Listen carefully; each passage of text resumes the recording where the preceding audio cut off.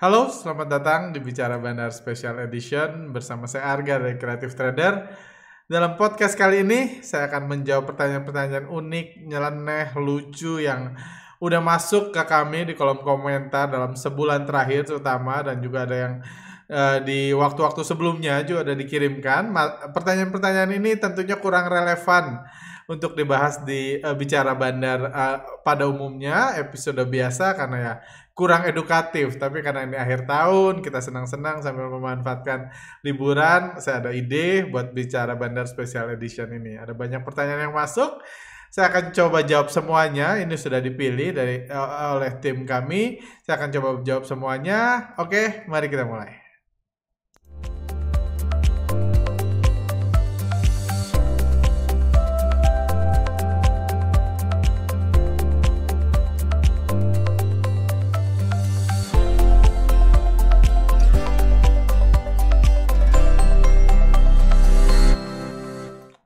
Oke, pertanyaan pertama dari Dream Trips Go IMD. Pak Arga, masih single atau sudah berkeluarga? Kalau belum menikah, ada berapa mantannya?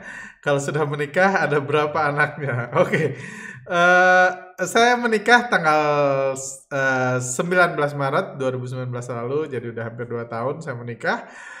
Jadi jawabannya saya sudah menikah. Berarti mantannya nggak usah dijawab. Saya belum punya anak. Doakan mudah-mudahan tahun depan saya dan istri bisa punya anak. Seperti itu. Lanjut. Pak Arga, penasaran? Ada 5 saham favorit Bapak. Penasaran apa 5 saham favorit Bapak, dan juga sebaliknya 5 saham yang dihindari. Thanks. Oke.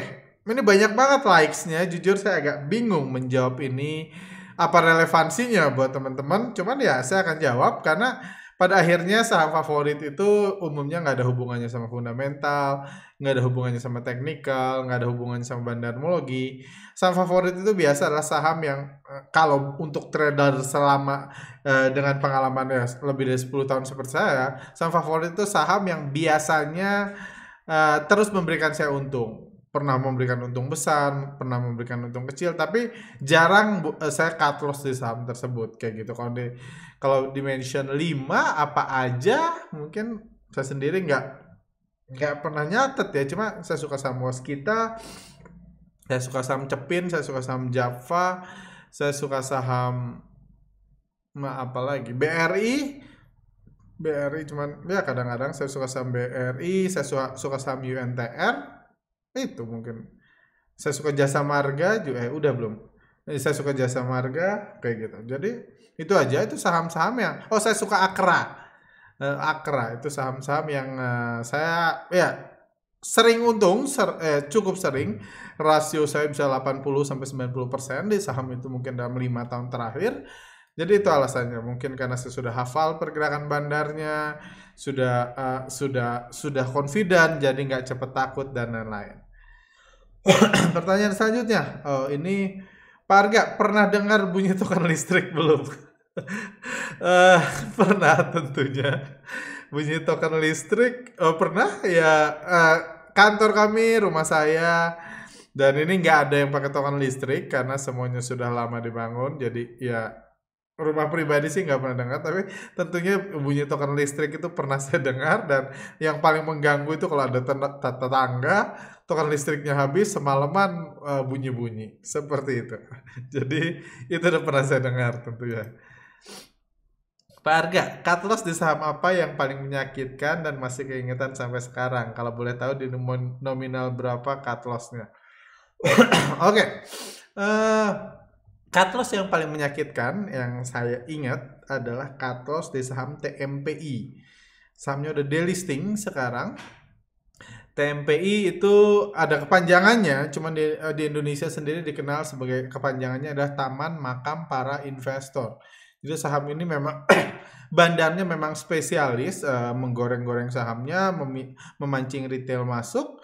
Ketika masuk dibanting, dihancurkan, dan sekarang sudah delisting karena lebih dari 90% sahamnya sudah dimiliki retail, udah nggak ada guna di delisting. Jadi sahamnya saham TMPI, jadi kejadiannya saya udah lupa tahun berapa.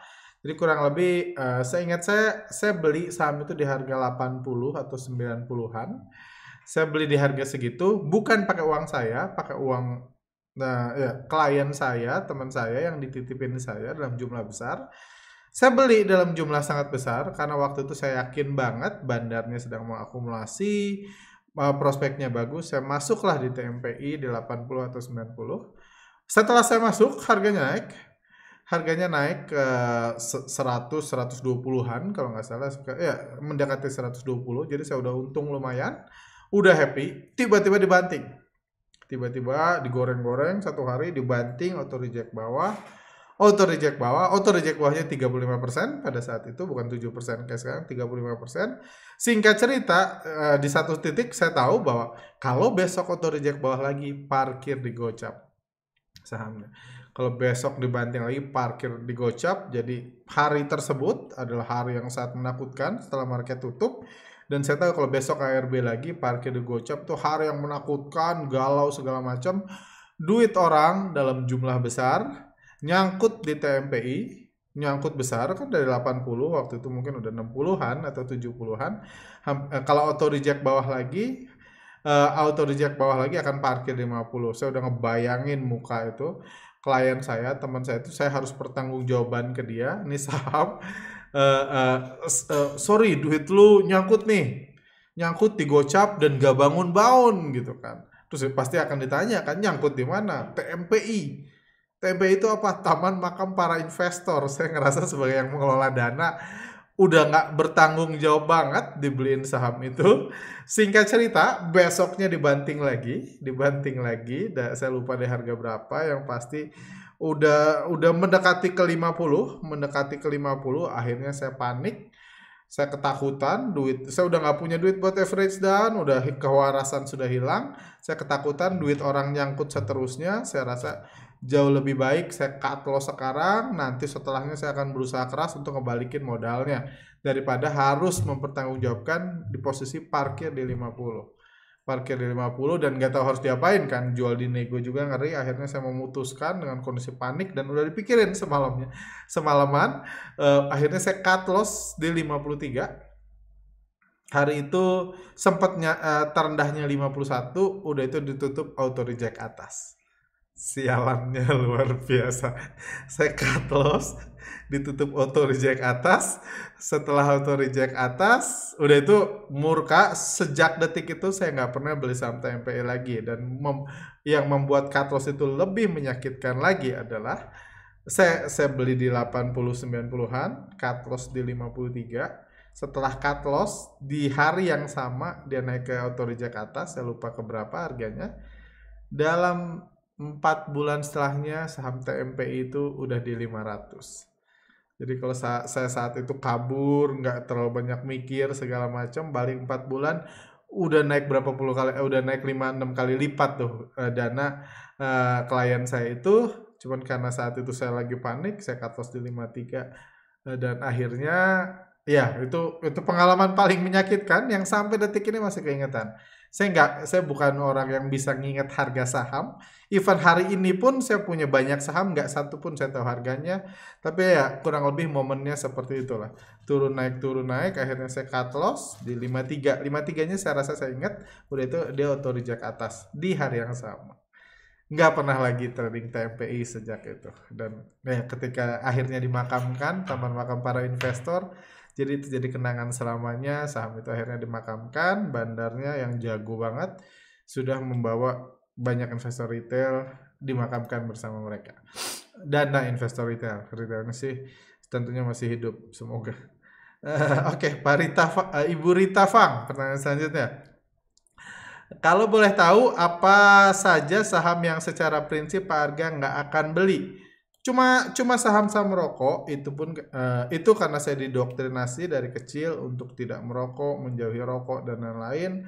Orang tua saya strict banget tentang merokok. Waktu saya SD adalah kalau saya ketahuan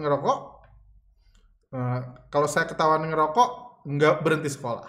Jadi nggak dihukum, nggak dipukul, berhenti sekolah setahun, sampai pasti berhenti merokok, baru sekolah lagi tahun depan. Karena itu seumur hidup saya nggak pernah ngerokok sampai detik ini.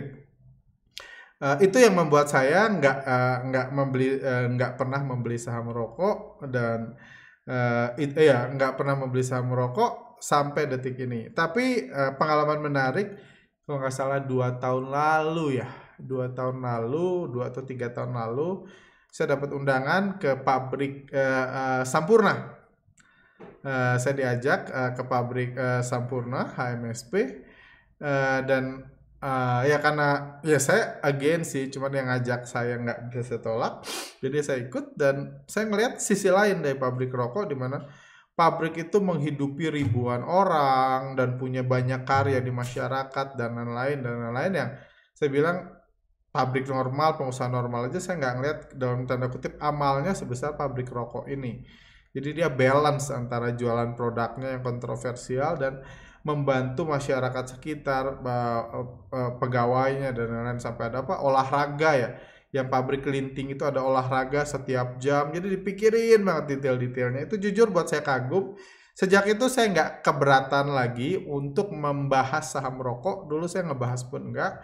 Sejak itu saya dengan senang hati membahas karena ada pro and kontranya gitu sih perusahaan rokok ini, dan saya nggak against perusahaan rokok, tapi saya tetap nggak akan mau jadi pemilik saham rokok seperti itu. Kurang lebih seperti itu. Yang lain nggak ada sih. Yang lain nggak masalah. Pak Andi Sebastian, saya punya pertanyaan buat akhir tahun Pak. Apa resolusi CTS di tahun 2021 sebagai perusahaan? Apa resolusi Pak Arga di tahun 2021 sebagai trader atau investor? Oke. Itu sebenarnya masih saya pikirkan. Podcast ini saya buat tanggal 21 Desember.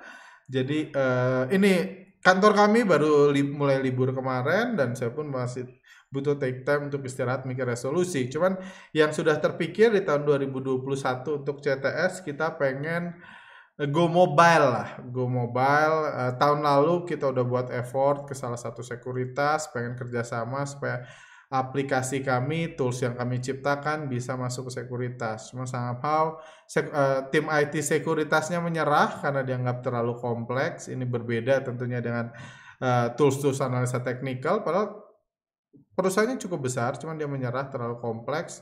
Jadi akhirnya kami balik ke rencana selanjutnya. Ya kalau nggak bisa lewat sekuritas, berarti kami harus buat caranya supaya kami bisa buat sendiri, walaupun itu tentu investasi yang sangat mahal dan banyak lah itunya. Cuman goal kami go mobile. So far sebelumnya ada ide yang saya pernah cerita di podcast beberapa bulan lalu.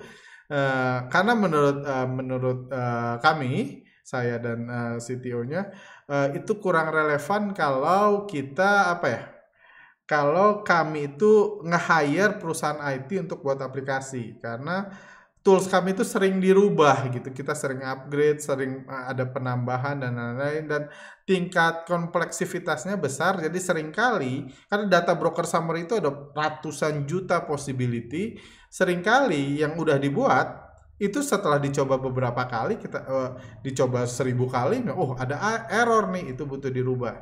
Jadi dan yang kami dengar kalau berurusan sama tim IT yang jual putus, itu akan repot banget kalau harus ada dimodif, sementara udah itunya udah dipakai, udah mobile, udah dipakai sama misalnya alumni kami kayak gitu. Jadi ide saya awalnya adalah saya pengen beli perusahaan IT yang kecil, yang startup. Beberapa tahun lalu saya sempat cerita, saya udah hampir beli, cuma nggak jadi.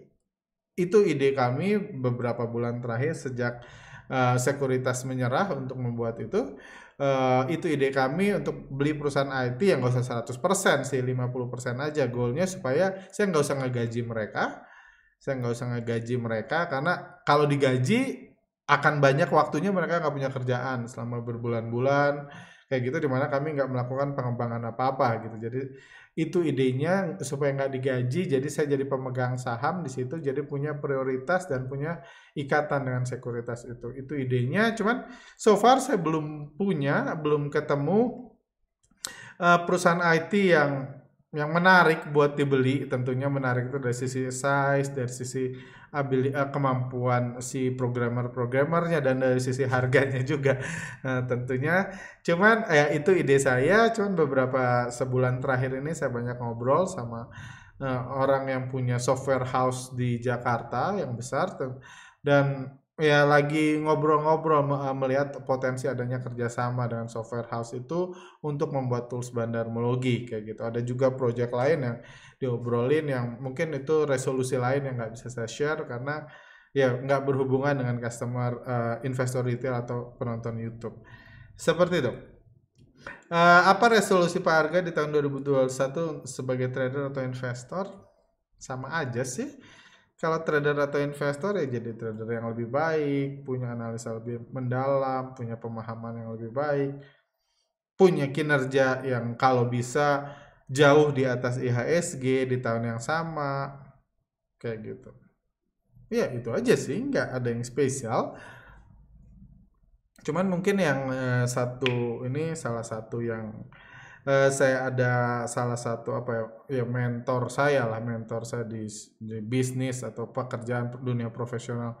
Ini dia bilang tentang apa becoming kingsmaker katanya. Karena dia tahu salah satu kegalauan saya adalah seringkali saya ngerasa workshop itu mengganggu saya sebagai trader.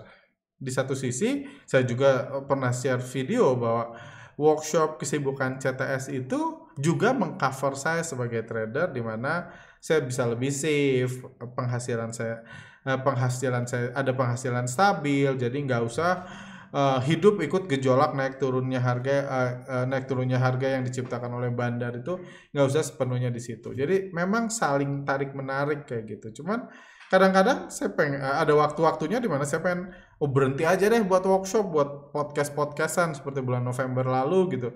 Ada workshop yang sampai di cancel, Kak saya nggak buat podcast kayak gitu. Cuman di ini si mentor saya itu orang yang saya anggap itu dia bilang nggak nggak harus lu yang jadi the best kata, nggak harus lu yang jadi the best, nggak harus ini. Seringkali mungkin bagian kita di dunia ini cuma jadi kingsmaker.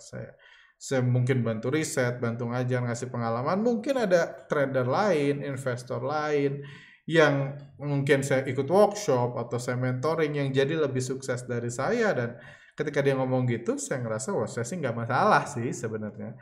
Kalau itu bisa terjadi buat saya sih nggak masalah. Jadi mungkin kedepannya saya kayak gitu. Saya udah buat podcast ada apa dengan bandar untuk para alumni workshop bandarmologi. Bulan depan juga ada awal tahun depan juga buat podcast alumni alumni Foreign Flow gitu di awal tahun 2021, supaya saya bisa ngasih pembelajaran berkala, supaya apa yang saya pelajari bisa di-share ke para alumni workshop melalui podcast khusus atau podcast ada apa dengan bandar juga yang saya share. Dan saya rasa saya enjoy sih, terlepas dari ada galau-galaunya. Overall saya sangat tidak menyesal saya ikut buat podcast dan menghabiskan waktu yang seringkali kadang-kadang mendiskon waktu trading saya atau waktu riset saya. Kurang lebih kayak gitu. Itu resolusi saya pengen ketemu banyak alumni, banyak kalau nggak perlu alumni sih, penonton bicara bandar yang mungkin dia bisa berhasil, bisa proses pembelajarannya dipercepat karena ikut podcast-podcast yang kami buat kayak gitu. Seperti itu. Oke, pertanyaan lanjutan yang ringan. Udah berapa menit? Oke, pertanyaan lanjutan. Apakah Pak Arga kalau ke Indomaret jika mau beli minum dingin masih lihat promonya? Oh pastinya. Saya jarang saya nggak sesering itu ke Indomaret karena saya kerjanya biasa di kantor. Kalau keluar pun keluar kota kayak gitu. Kalau keluar kota, cuman ya di perjalanan keluar kota itu saya sering beli di Indomaret dan sering butuh minuman dingin dari mobil kan keluar. Saya pasti kalau ini paling hobi kalau promonya UC 1000. UC 1000 saya beli aja karena itu ada di depan mata, nggak peduli uang Anda berapa, diskonnya kan di depan mata Anda. Oke, lanjut. Siapa yang tadi? Randy Lai, pertanyaan dari tentang Indomaret.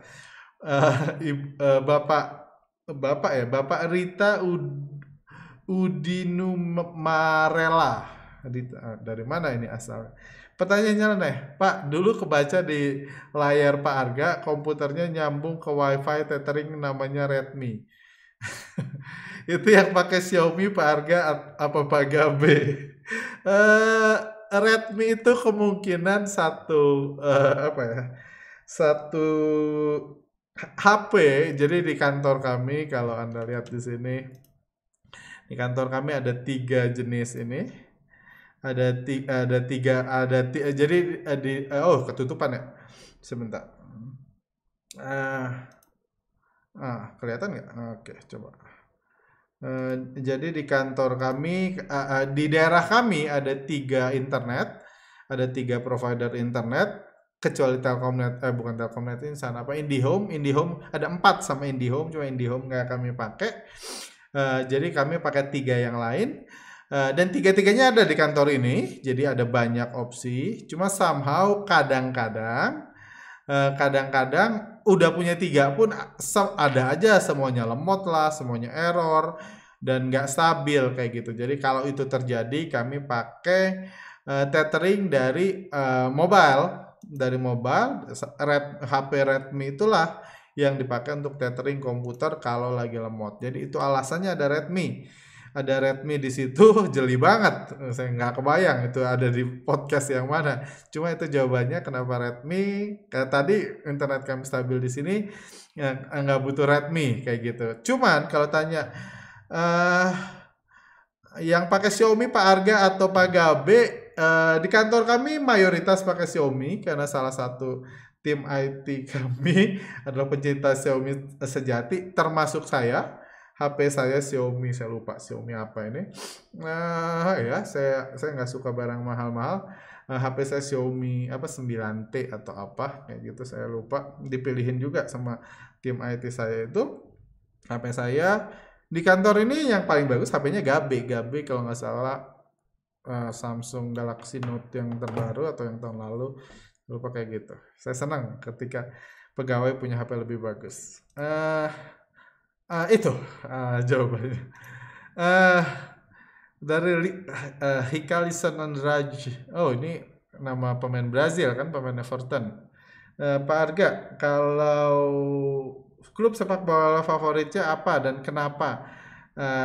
Sejak kapan sukanya? Ah,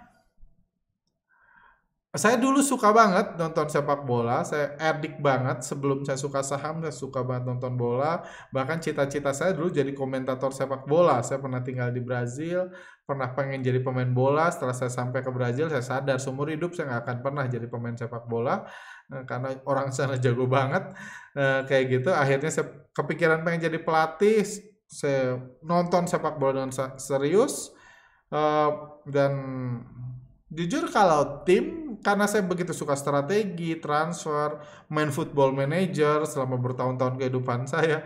Jadi timnya saya nggak terlalu nempel semua. Saya ada nggak terlalu ini semua. Tim negara saya paling suka Brazil, kedua Belanda, kayak gitu. Kalau klub sepak bola, mungkin yang dulu saya suka Arsenal, sekarang Arsenal parah banget. Setelah Wenger dan dunia sepak bola. Oh, jadi ngomong sepak bola. Next.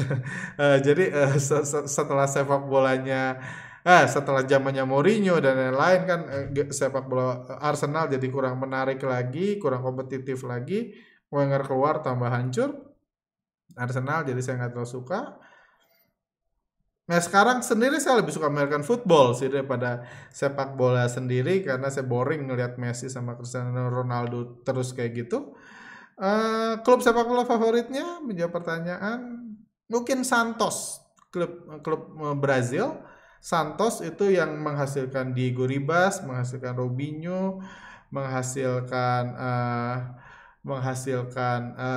Neymar, menghasilkan Alex yang dulu di Chelsea. Itu klub favorit saya mungkin yang nggak berubah sampai saat ini. Tapi jujur saya nggak nonton lagi Liga Brazil beberapa tahun terakhir. Cuman itu klub favorit saya.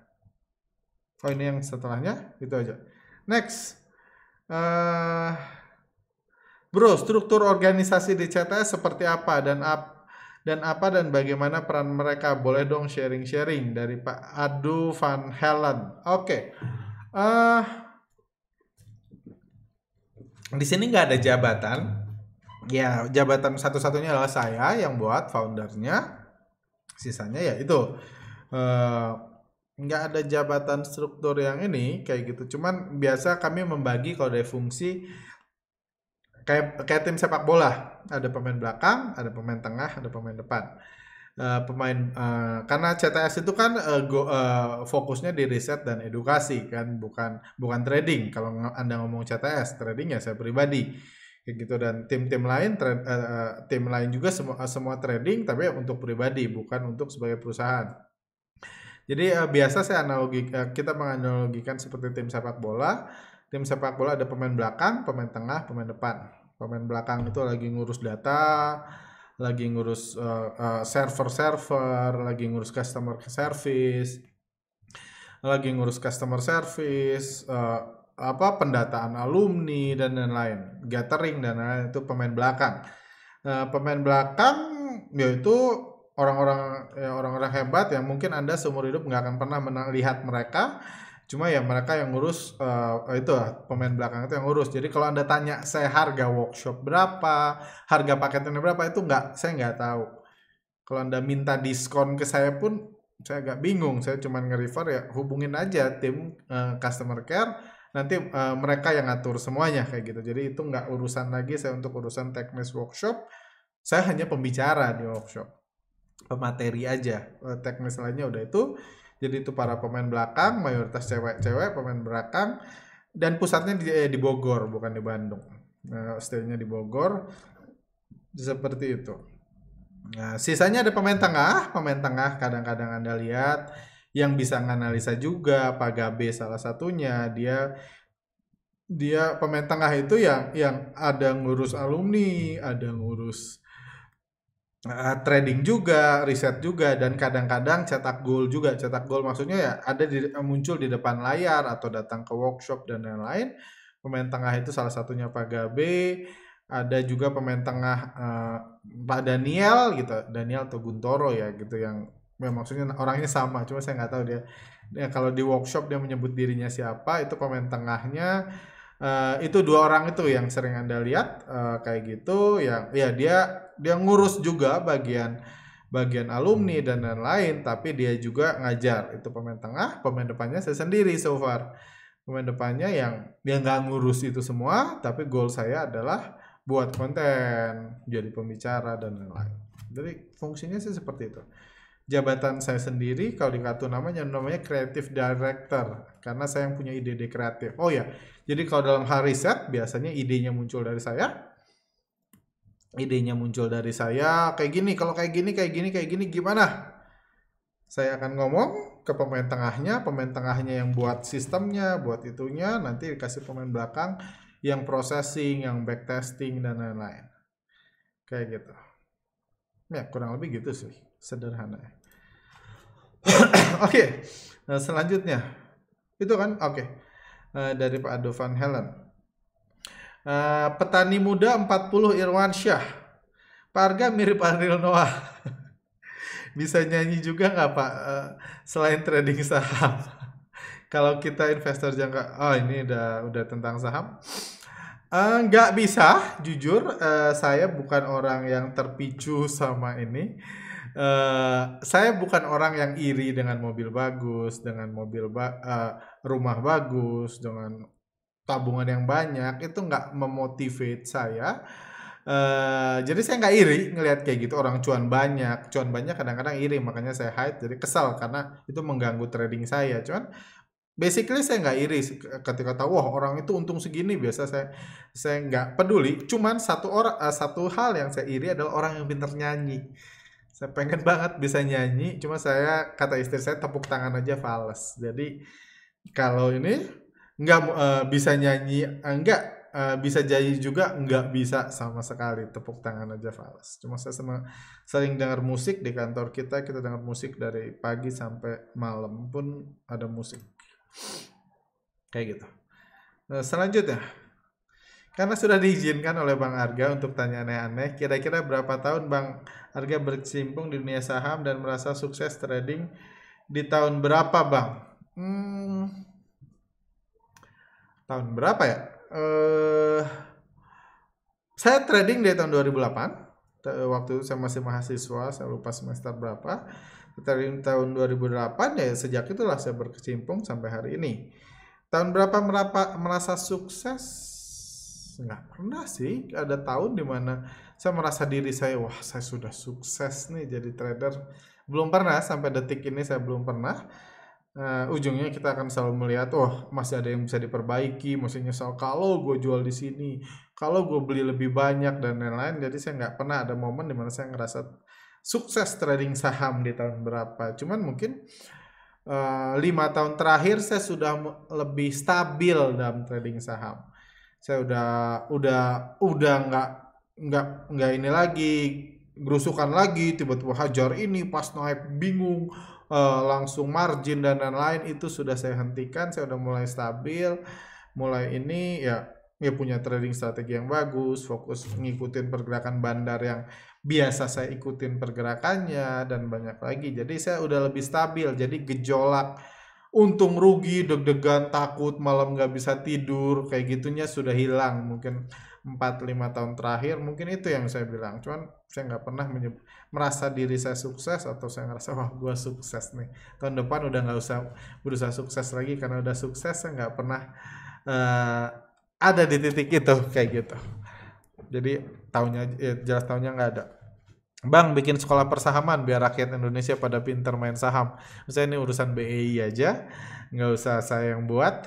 Urusan BEI, kalau BEI butuh bantuan, butuh diajarin, butuh saya jadi guru di situ, saya dengan senang hati. Tapi kalau buat sekolah beneran, saya akhir tahun ini saya sangat terpicu, pengen banget bisa buat sekolah beneran di dunia, di daerah-daerah terpencil di Indonesia, karena kami dapat cukup banyak donasi. Saya juga pengen punya hasil jelas gitu, jadi saya pengen buat sekolah beneran. Istri sebelum merit pernah buat sekolah di Papua, tapi kerjasama dengan tim lain. Istri saya kan arsitek. Someday saya berharap saya dan istri bisa buat sekolah. Cuman masih cari saya harus kerjasama dengan mana, karena sekolah kan harus ada yang diurus, bukan harus ada yang ngurus, harus ada gurunya, bukan ngebangun doang. Seperti itu. Lanjut. Malam Bang Arga. Ini udah saya nggak ada timer, 32 menit. Mungkin saya akan bagi dua aja part ini special editionnya. Saya akan akhiri dengan pertanyaan ini. Nanti kalau ada pertanyaan-pertanyaan lain saya akan jawab menjelang libur akhir tahun nanti. Oke. Sampai ini dulu pertanyaan terakhir. Malam Bang Arga. Siang. Untuk pertanyaan seru-seruan, boleh tolong cerita sedikit awal mula dibentuknya Creative Trader. Apa ada rencana awal mulanya saya sebagai trader? Ini saya jelasin di workshop sih, cuman ya bukan karena ini cuman agak panjang, cuman kurang lebih awal mulanya saya kenal saham, waktu itu ikut kompetisi saham. Saya ini sebagai trader kompetisi, saya kenal trading saham. Udah itu terus trading, saya lulus kuliah, saya nggak ngelamar kerja, saya langsung jadi full time trader. Sejak awal saya sangat tergerak untuk sangat termotivasi untuk mempelajari pergerakan bandar, membuka tabir misterius yang namanya bandar dan lain-lain. Jadi itu fokus saya selama bertahun-tahun. Terus menciptakan analisa bandarmologi, tapi saya memutuskan di 4 tahun pertama, mungkin 5 tahun pertama, saya memutuskan untuk metode saya itu ya saya pakai sendiri aja. Metodenya saya pakai sendiri aja, nggak buat workshop, nggak buat ini. Cuman lama-lama saya bosan. Akhirnya saya mulai nulis. Saya mulai nulis karena saya penulis kan, awalnya saya mulai nulis dan saya merasa happy karena Anda mungkin kalau Anda yang trading sekarang, trading Anda merasa kalau Anda trading sambil kerja seperti saya kan, Anda merasa waktu kerja Anda itu sering mengganggu aktivitas trading Anda. Cuman ketika Anda mulai ini, ketika Anda jadi full time trader, Anda akan bosen banget hidup Anda cuman ngeliat naik turunnya harga, itu yang saya rasakan, bosen. Akhirnya saya mulai nulis. Karena saya waktu itu banyak nulis tentang bandar, banyak yang request saya mengadakan workshop bandarmologi, buat seminar bandarmologi. Singkat cerita, Panjang sih ceritanya gitu. Awalnya saya nggak mau, selama setahun lebih saya nggak mau, cuman akhirnya saya ini, akhirnya saya eh, akhirnya awalnya saya nggak mau, cuman akhirnya saya tiba-tiba ingat nasihat dari orang tua saya, dari bapak saya. Waktu kecil dia sering mengatakan bahwa cara belajar paling baik itu dengan cara ngajarin orang lain. Entah kenapa dia ngasih nasihat itu, cara belajar paling baik adalah dengan cara ngajarin orang lain. Eh, Masalahnya saya nggak pernah ngajarin apa-apa dari kecil karena saya secara akademis saya rendah mulu gitu dari SD kelas 1 aja hampir gagal naik kelas sampai kuliah juga IPK saya nggak tinggi gitu. Jadi saya jelek di ini, jadi saya nggak pernah ngajarin orang. Cuma pada saat itu banyak orang pengen belajar bandarmologi dari saya. Awalnya saya keberatan karena menurut saya ini temuan saya, ini kunci saya menuju kesuksesan.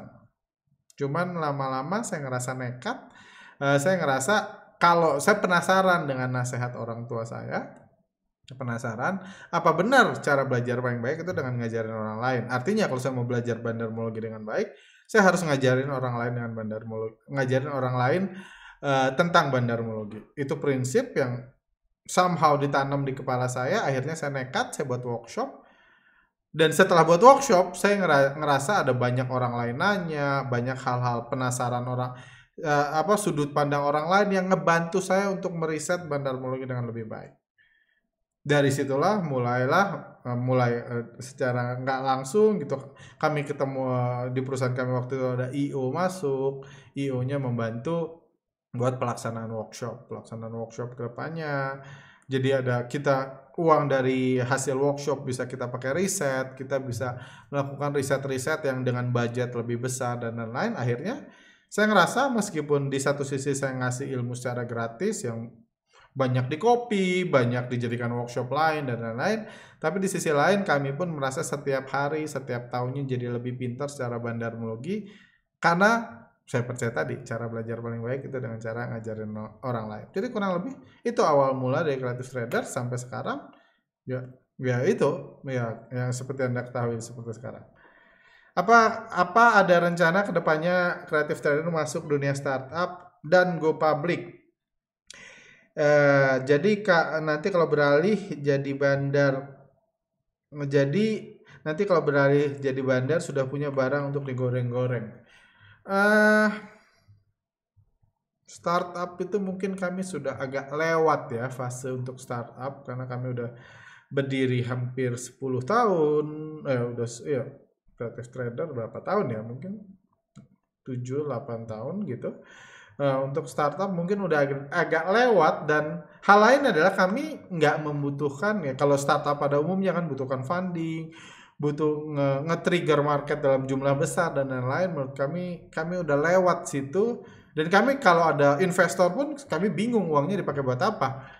Dipakai buat apa? Kalau startup so far belum kepikiran. Kalau go public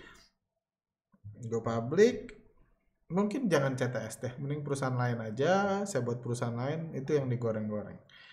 Kalau Creative Trader kayak saya rasa ini mainan waktu kecil gitu, masa muda saya nggak terlalu kepikiran untuk nge-IPO kan dan di go publikan dan dijual kayak gitu. Tapi mungkin aja suatu hari misalnya saya sama istri buat perusahaan itu di IPO kan, udah tujuan awalnya gitu, itu mungkin aja someday. Let's see lah. Cuman untuk CTS saya rasa saya nggak ada minat ke situ untuk di go publikan. By the way, beberapa tahun lalu salah satu utusan IDX pun pernah nawarin kami untuk buat ikut program supaya akhirnya bisa ya, ikut IPO cuma saya waktu itu aja nolak, kurang tertarik dan sampai sekarang pun kurang tertarik. Cuman saya ada keinginan punya satu perusahaan yang di IPO kan, tapi mungkin bukan Creative Trader. Itu aja mungkin. Oke, sampai sini dulu. Pertanyaan lucu-lucu banget. Ada tentang Indomaret, tentang HP, dan lain-lain. Masih banyak sih pertanyaan yang masuk. Masih banyak pertanyaan yang masuk, kayak gitu. Masih banyak. Nanti saya akan jawab mungkin di episode selanjutnya. Mungkin ini dulu aja buat hari ini. Thank you buat rekan-rekan yang sudah bertanya. Kalau Anda masih punya pertanyaan aneh-aneh, nyeleneh-nyeleneh, silahkan. Nanti saya akan buat special edition episode 2-nya supaya nggak kepanjangan juga, nggak menghabiskan waktu Anda. Oke, thank you buat rekan-rekan. Sampai jumpa di lain kesempatan. Stay healthy selalu. Sampai jumpa lagi.